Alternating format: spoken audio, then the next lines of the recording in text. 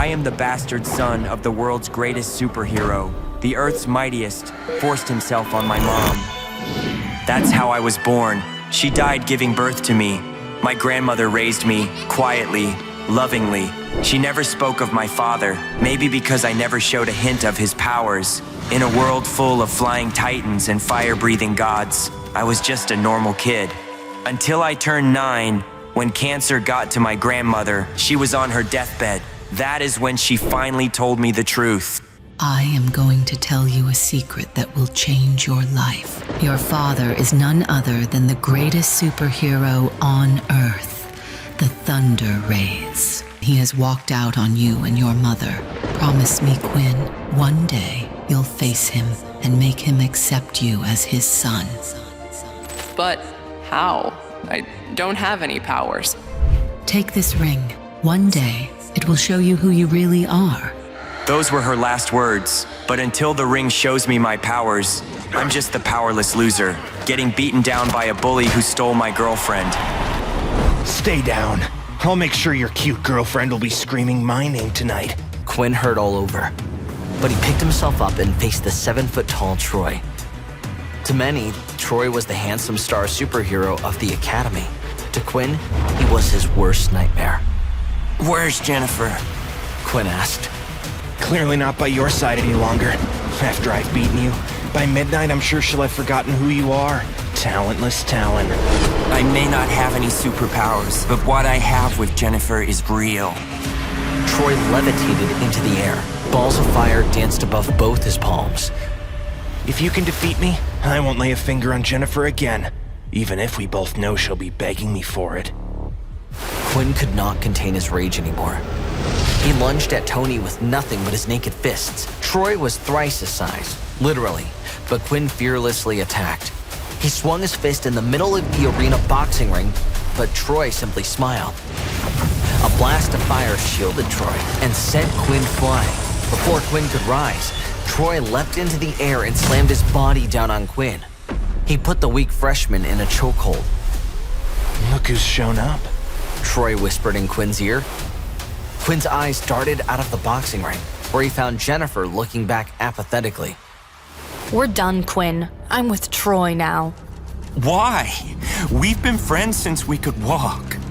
We've been dating for 10 years. I thought everything was good. Why did you cheat on me? Everything was good? Did you know how difficult it was being the girlfriend of the biggest loser in the Academy? You're powerless, Quinn. Look at yourself. You can't protect yourself, much less put up a fight. This was your last chance to prove yourself against Troy. But look at yourself. What a pathetic showing. This isn't right, Jennifer. He was losing consciousness, but he still refused to tap out. He had some fight left in him. But then a flaming fist slammed into his face. And the last thing Quinn remembered was Jennifer turning away, disgusted. Everything went black.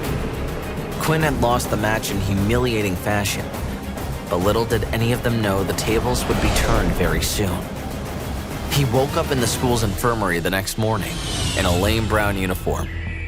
Later that night, battered and bruised, Quinn reached outside his dorm room. He felt something poking on his leg. He yanked the jewelry box from his pocket. It was his grandmother's wedding ring. He was going to give it to Jennifer as a promise ring. He couldn't afford to marry her yet, but maybe in a few years. But now, it was worthless. Stupid ring. In a daze, he threw the velvet box down the hallway, and it crashed against the far wall. When he realized what he'd done, he snapped out of it. Damn it. He ran to the end of the hallway and scooped up the ring. Thankfully, it was all right, still in one piece. Only the jewelry box was destroyed. So he stuck the naked ring in his pocket. What the hell am I gonna do now? He wondered. But just then, his phone pinged with a message. Quinn slipped it out of his bag. The message was from an unknown number. To Quinn Talon from ISA Base 039G.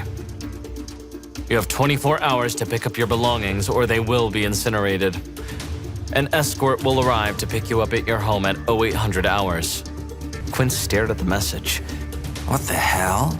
Is this even real? Maybe it's a scam. Regardless, he wanted to be ready for whatever happened, so he hurried home. The next morning, Quinn woke to pounding on his door.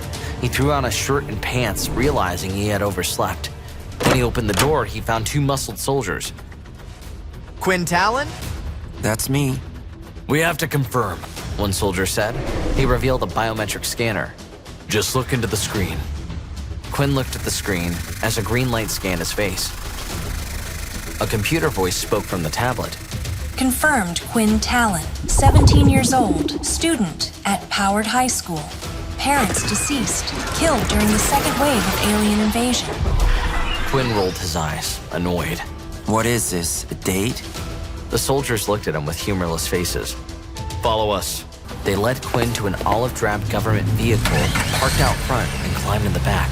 He was nervous, but a little excited to see what kind of ability he would be given. He knew it wouldn't be much, but he had never had anything before. What's this all about? The soldier didn't answer. Where are we going? Quinn pressed. Still nothing. What is the mysterious thing I'm gonna receive? Again, the soldiers were silent. You can't tell me anything? "Affirmative," one of the men finally grumbled. He sat back in the Spartan seats and watched out the window as the vehicle spread across the city to a heavily fortified military base. Whoa! Quinn said, taking it all in. The walls around it must have been 20 feet tall, ringed with plasma grenade turrets. There was no sign out front except for a symbol of a circle with a rocket through it. Where are we? Quinn asked. "The armory," the men said in unison. Outside the gate, the vehicle was inspected by both X-ray scanners and bomb-sniffing dogs. It seemed like soldiers were stationed everywhere with guns sighted on Quinn. Everyone seemed ready for an imminent attack. But from where? Quinn wondered. When they were finally cleared, the massive titanium gate lumbered across. Inside the massive walls, there were more soldiers and superheroes rushing about. The vehicle stopped in front of a low-slung concrete bunker. "This is it." This is what? "The armory. Go inside. You'll get more instructions." Quinn exited the vehicle and strode to the front door of the building. But as he reached the door, he was launched backward several feet. What the hell? He realized that as he had reached the door, someone else had been exiting. A young woman with long brown hair, ruby eyes, and muscular arms. Quinn sighed. She must have powers, because just pushing the door open sent him flying. Watch where you're going, loser. Quinn stood up, brushing himself off. Sorry, I didn't see you. The woman scowled at him. What do you mean you didn't see me? I wasn't using an invisibility cloak. As they were walking, a soldier approached in a pristinely pressed uniform. Her polished silver name tag read, Bridger. She hurried to the woman's side. Scarlet, are you okay? I'm fine. This weak-ass loser might be hurt, though. Bridger looked over at Quinn. What's your name and serial number? She asked with a no-nonsense attitude. My name is Quinn Talon, but I don't have a serial number. At least not that I know of. I got a message about a vault. Quinn showed her the message on his phone. This must be some kind of mistake. Level zeros aren't allowed inside. When Scarlet heard that, she became indignant. She stepped over to Quinn and raised her fist. But suddenly, an older man in a bespoke silk suit strolled over. Scarlet! He simply said with a calm voice. Hearing that, Scarlet scampered over to him, and they disappeared into the base, leaving Quinn and Bridger alone. Bridger turned to him. I don't know if you have anything in the armory, but you can proceed in and check. Good luck. Quinn strolled into the strange building with stale, humid air. Probably from being half buried underground. Hello? Inside the armory, Commander Miller was leaning against the wall, looking at his phone. When the door suddenly opened, he quickly sat down and hid his phone away. Normally, when someone was coming in, they were high-ranking or very powerful. Commander Miller was responsible for every ability book in the armory, especially those reserved for special clients. But when he saw Quinn, his expression froze. He was certain that Quinn was not one of his special clients, nor was he a relative of one. State your name, Miller said gruffly, looking at the young man who appeared to be around 20 years old. Commander Miller had no idea who he was. Quinn got straight to the point. I'm here to get my ability book. You have one of our cards? The commander asked, suspicious of Quinn's calm expression. No. Quinn admitted frankly. We can't give out ability books without a card.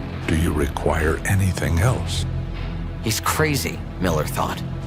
You have fingerprint recognition here, right? The fingerprint ID system at the armory was for special individuals, ones that were left ability books that were rare, or those chosen by the military at a very young age for their lineage. Only a few people had their fingerprints recorded in the system. We do. I'm not sure what that has to do with you. I received a message that I would be brought here. They told me on my way in, I would have my finger scanned and given my book.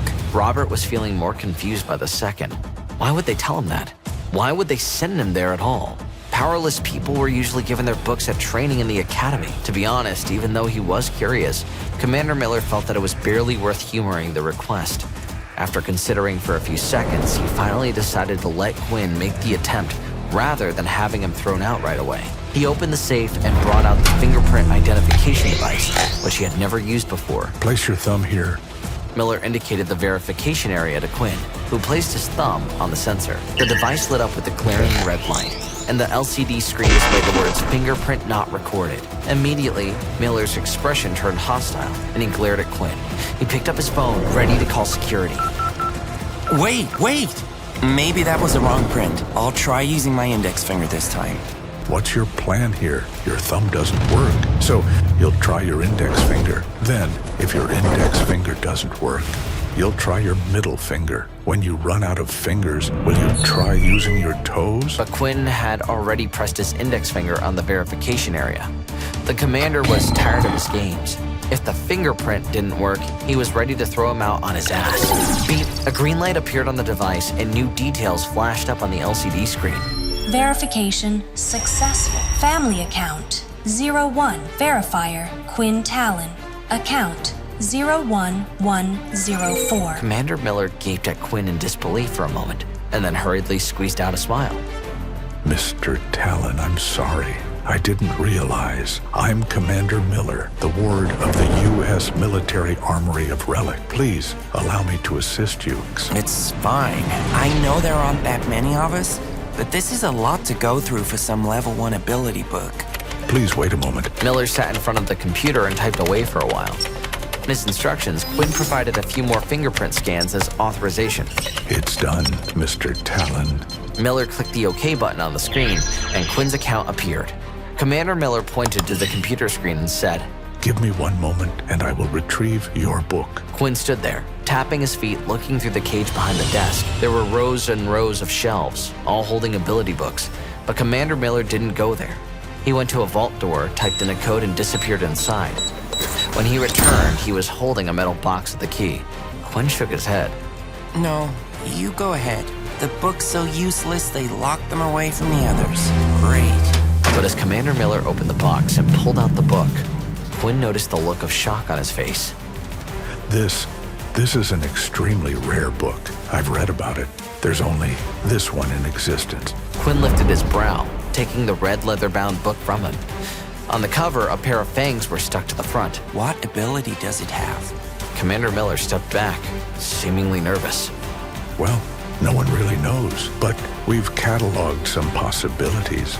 Quinn began to feel nervous. He unclasped the lock and opened it. As he flipped through the pages of the book, his grandmother's ring flared up beneath the book, waking up from slumber. But the pages of the book were blank. Quinn was unaware of the ring that he had activated. I don't get it. There's nothing here. There will be when you begin to achieve the levels of the book. So, what powers have you heard of?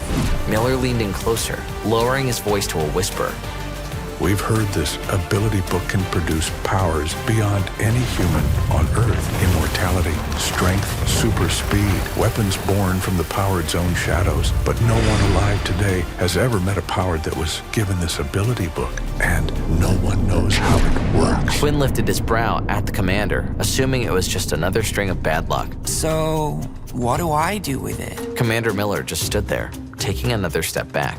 As the commander reached slowly for the phone, Quinn grabbed the golden-colored cloth that was in the case, wrapped it around the book, and turned to go. He could tell it wasn't a good idea to stick around. Thank you. Talon, wait. Commander Miller hadn't even known that the book really existed, and now that he did, he knew someone higher up than him would want to know. Bridger was anxiously waiting in the hall. What's been going on in there for so long? Could that loser have murdered Commander Miller for a book? The more she considered it, the more scared she became. She was on the verge of banging on the door and demanding a response when Quinn walked confidently out of the room. Stop. She walked quickly over toward him and grabbed at his coat. You can't leave. You broke into the armory. Once we confirm that nothing is missing, the military police will escort you to holdings and hold you for questioning. What are you talking about? Let go. Bridger grappled with him for a while, but he pulled hard away from her. What's wrong with this woman? Quinn thought. He wasn't even arguing with her, but she was manhandling him. What is this? Bridger spotted the gold cloth-covered book he was holding. She quickly pulled it out and looked at him triumphantly as if she had found evidence of his guilt. Oh, you stole an ability book. This is a crime, and I have to call the MP. It didn't even cross her mind that the book could belong to Quinn. Let go! Quinn was sick of this woman. Don't you feel guilty about being a thief? She was even more determined. With the two of them creating such a scene, other customers started to walk over toward them, intending to help Bridger keep Quinn from getting away. Just then, Commander Miller, who had finished locking up, walked quickly out of the armory. Having seen Quinn's relic, Miller now knew he could be either incredibly important or very dangerous. It was rare to meet individuals like Quinn, even if they seemed powerless. So Robert knew he had to be careful not to upset Quinn. He could be their savior, but Miller also knew if triggered, he could be their demise. He had no idea what that book would give to him. So when he saw Sergeant Bridger struggling with Quinn, he panicked. Bridger's expression was hostile, and Quinn was becoming very angry. She was an idiot who was playing with fire, and she might drag everyone down with her. Of all the armory's many patrons, why did she need to pick this one to try and remove? A simple flick of Quinn's finger could be enough to end both their lives. Stop. Commander Miller dashed between Quinn and Bridger. Before Quinn could speak, she waved the gold cloth in the air. Her eyes flashed with triumph as she said to Miller, Commander, look! He stole a book from the armory. She smiled at him, her expression a little smug. Surely Commander Miller would be happy with her for preventing theft. He was the most respected officer on the base, a veteran of the invasion, and keeper of their ability books. He could get her off of desk duty once and for all. Commander Miller's face had always been a little glum, but as she watched, his expression grew darker and darker. Before she could figure out why, she was startled by his explosive roar, leaving her entire body trembling. Let go of Mr. Talon. As he yelled, Commander Miller knocked the gold cloth out of her hand, and she was so scared that she let go of Quinn. The commander pushed her aside and bent down to pick up the cloth. Mr. Talon, I'm very sorry. I haven't trained Bridger properly. I do apologize. Commander Miller's expression showed a mixture of respect, embarrassment, and fear, as the others looked on in amazement. Sergeant Bridger was stunned. The book be his? She wondered. Her eyes widened. No matter how hard she tried, she couldn't make sense of it. If this man had a special ability book holder, then he had at least a wealthy or powered family to leave him such a rare gift. A poor lower-class loser with that much power? No, it was just too unlikely. It's not your fault, Commander Miller. Quinn assured him, slipping the card back into his pocket. Thank you, Mr. Talon. Miller tipped his head and paused briefly before straightening up and shouting at the sergeant. Why are you just standing there? Apologize to Mr. Talon immediately. How could Bridger still not understand? Miller thought. The young man standing in front of them was holding a gold cloth level ability book. It made him valuable and dangerous. The sergeant immediately bowed her head at Quinn. Mr. Talon, I'm very sorry for my rude behavior. I made a mistake, created a fuss over nothing, and put my hands on you. It was my fault, and I will reflect on my behavior. Quinn ignored her and walked away. Mr. Talon, the commander called after him. If you ever need anything, just give me a call, and I'll do my best to help. And as a suggestion, I would keep quiet about what you have received. In fact, I wouldn't tell anyone. Quinn nodded nervously. He didn't understand what could possibly be so important about a book with nothing in it, but it had spooked a war veteran, so he figured he should probably listen, at least for now. Just then, he looked at his watch. Oh shit, I'm late, he yelled. He sprinted out of the armory and base and hailed a taxi. Elite High School, he told the driver. It was the last day of classes, and despite whatever mystery he held in his hands, he had to finish his classes. What Quinn didn't realize was the book he held might have made him the most dangerous being alive. As Quinn rushed across campus, he accidentally stepped into a puddle, splashing mud all over his legs. Damn it! He yelled. But he didn't have time to change or clean off his legs. He hurried into his classroom, where Mr. Morgan was already standing at the podium lecturing. Mr. Morgan spotted Quinn out of the corner of his eye, and a hint of disappointment flashed across his face. Feeling guilty, Quinn lowered his head. Of all his teachers, Mr. Morgan was his favorite. The other teachers tended to ignore Quinn because he had no powers, and some even openly mocked him. Only Mr. Morgan treated him like any other student. Quinn slipped quietly into a row of desks at the back of class. He suddenly realized that all the students were staring at him, and he could hear them whispering. He isn't usually this late. Hell must have frozen over. Look at his pants. They're filthy. Doesn't he have any clean clothes? Are you joking? It's not like he'd have the money for new ones. It looks like he'd just thrown on whatever he could find. Ugh, he looks homeless, someone whispered too loud. All right, silence everyone. Mr. Morgan shouted. Throughout the lecture, Quinn noticed that Mr. Morgan kept glancing at him, his eyes full of disapproval as if Quinn had failed to live up to his expectations. Eventually, the lecture was over. Class dismissed, Mr. Morgan said. He packed up his textbooks and left. Jennifer! The voice came from the doorway. Everyone turned in the direction of the voice and saw Troy walking through the door and going straight to Jennifer, who was sitting by the window. She stood and hugged him, pulling him in close to her body. Troy lowered his head and the two of them began to kiss. Many of the students turned to stare at Quinn. Everyone thought that he was Jennifer's boyfriend, and they weren't aware that she had broken up with him. Quinn watched in disgust. He'd heard that Troy had taken at least 5 different girls to stay at that hotel. Jennifer was just the latest in a long line, and Quinn had no intention of fighting for her. Troy strutted past Quinn with his arm around Jennifer's waist. Darling, wait a minute. Jennifer said to Troy as she stopped in front of Quinn and held out her phone. Since we've broken up, I don't want to owe you anything. Here's the phone you bought for me a few weeks ago. You can have it back. Quinn glanced at the Samsung Galaxy phone, but before he could take it, she smirked and tossed it high into the air. Troy shot lasers from his eyes and hit the phone, blowing it into pieces. Oh, poor Quinny. Troy laughed. Guess you can't return that one. No food for a month for you. You would have to work part-time for 6 months to afford one of these. Jennifer took a brand new phone out of her pocket and showed it to Quinn. This is the latest iPhone, and it's much better than your phone. Of course, it's far too expensive for a loser like him. Troy raised his chin and looked at Quinn. Jennifer told me that she kept asking for that phone for 6 months before you finally bought it for her. Do you think you can pick up a girl so far out of your league? You're just embarrassing yourself, so give up. And I'm warning you now, don't even think about her. If I find out you've gone anywhere near her, you'll regret it. Don't waste your breath talking to a loser like him. Can we go to DeLuca's for lunch? Jennifer had already dismissed Quinn. Call me baby, Troy said, smiling at her. Baby, let's go. She flirted with him right in front of Quinn. In the middle of it, a beautiful young woman with a purple streak in her hair stood up.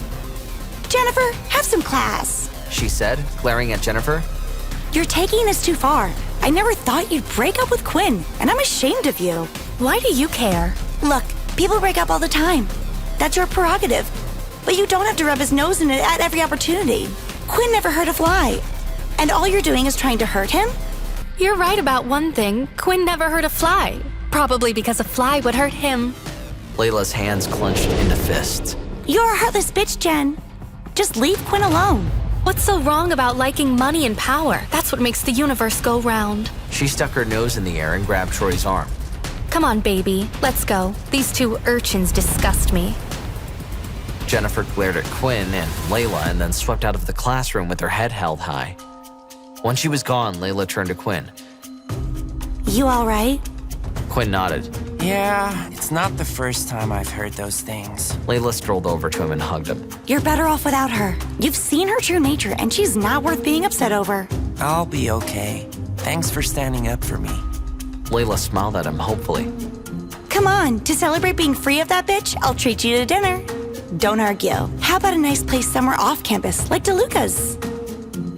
De Luca's was an upscale Italian restaurant, and only the most powerful students at the school could afford to eat there. It was also Jennifer and Troy's favorite place. Maybe another time? I don't want to bump into Jennifer, but one day I'll take you out, okay? Inside, Quinn wanted to scream. This was his Achilles heel. He just didn't have the money to do what everyone else did. Seeing Layla's disappointment made him even more embarrassed. I gotta go, he said simply, and he hurried away. Would his whole life be like this? Little did he know, his whole life was about to change, and he could take Layla to any restaurant in the city. But not yet. For now, Quinn hustled back to his dorm. On his way, he got a message from his roommate, Borden. It read, Yo, it's official. I'm no longer single. See you at the room. Quinn chuckled. Even during this painful situation, he still felt happy for Borden. That lucky son of a bitch, Quinn whispered to himself. As he raced through his building, he saw his other roommate, Peter. Did you see Vorden's message? Yeah. Back at the room, they flung open the door and saw Borden sitting on the bed with a girl holding hands. Borden was a level 3, and he was strong and muscular too. No one really understood why he hung out with powerless Quinn and Peter, who barely had any powers himself. What's good, my bros? He said. Then he introduced the young woman, Susan. She's a level 3. Susan stood up and nodded with a smile. Peter looked at her, and his heart started beating faster. She had pale skin, delicately shaped eyebrows, and a great body. She's perfect, he thought. Let's celebrate, announced Borden. I'm taking you all out. Borden then turned to Quinn and said, Why don't you bring Jennifer along? Everyone knew about Quinn's lack of power and that he couldn't get into trendy restaurants. So Borden decided to take this opportunity to help his friend. We've split up. Split up? Really? Borden was shocked. Peter glanced at Borden and he understood the silent message. The reason for this split was obvious. Quinn's lack of powers. Hurry up. Susan looked at her phone and then raised her hand. My roommates have already left for the restaurant and they're all quite impatient, so don't make them wait too long. Okay, then you guys get cleaned up and changed, and then we can get going. Borden urged them, tugging at Susie's hand. Come on, let's wait for them outside. Borden stepped outside the dormitory with Susan and turned to see her standing with her arms crossed. What's wrong? Aren't your roommates a little too unpowered? I mean, Peter is not very handsome and obviously not rich enough for any good ability book. Quinn isn't bad, but I've heard people teasing him. He's powerless.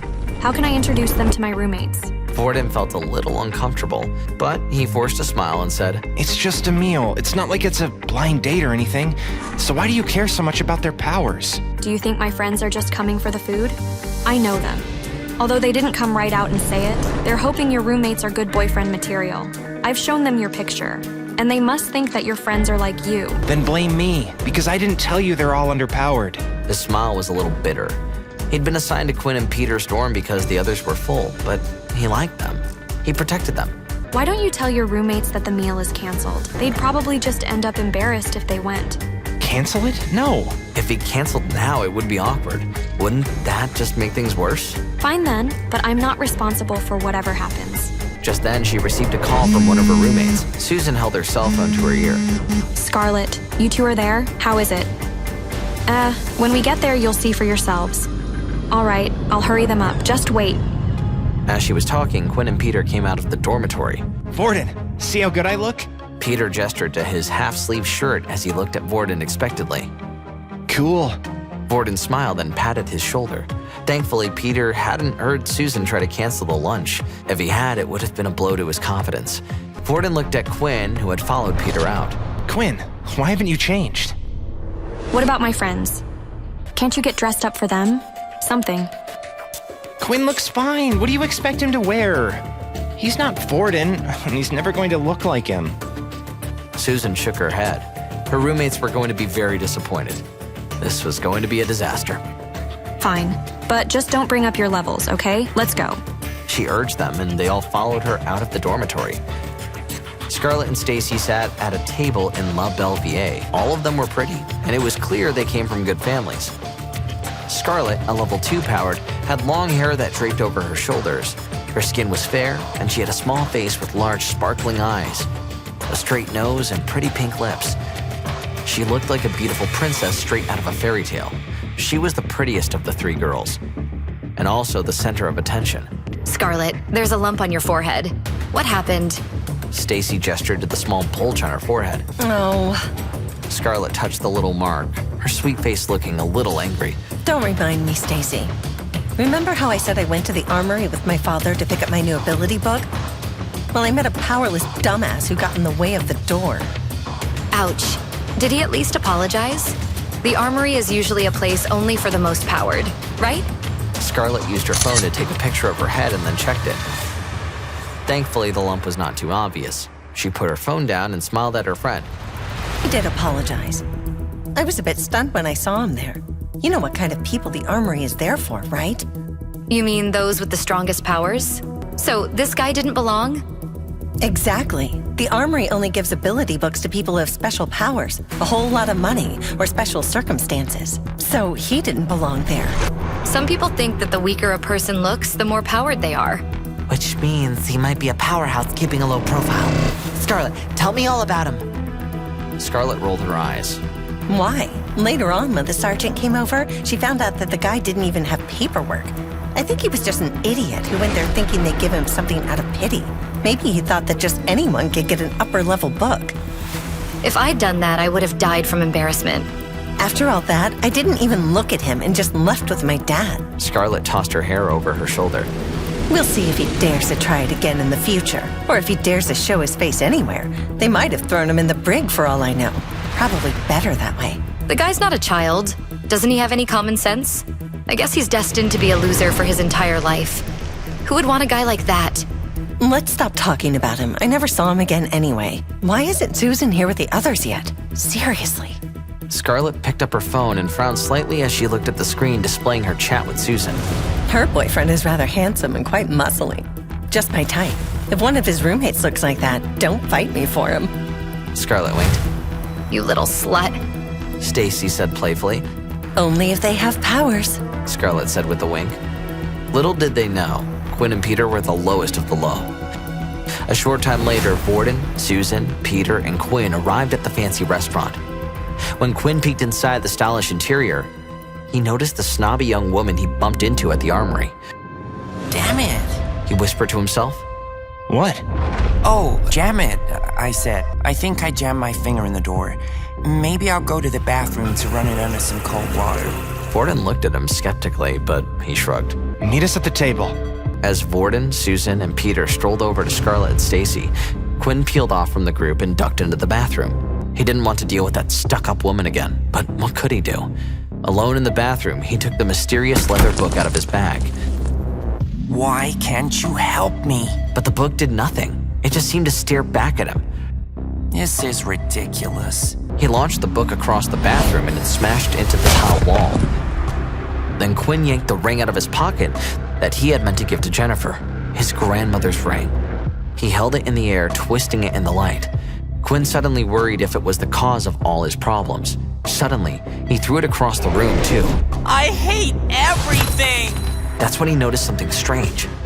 After crashing off the wall, the ring hadn't come to rest on the floor. It slowly rolled toward the book. What the hell? The ring slipped onto the cover and fitted into a tiny indentation. A book leapt in the air and jumped on Quinn. It attached itself to Quinn's face, choking him. As he struggled to take the book off him, it whispered in his ear. Don't fight me. The harder you fight, the worse your pain will be. Accept me, and I will show you the real power. Or else. What are the powers the book is talking about? What will happen if he rejects the book? To find out what happens next, listen to our hit audio series My Vampire System only on the Pocket FM app. Click the link below and continue listening for free.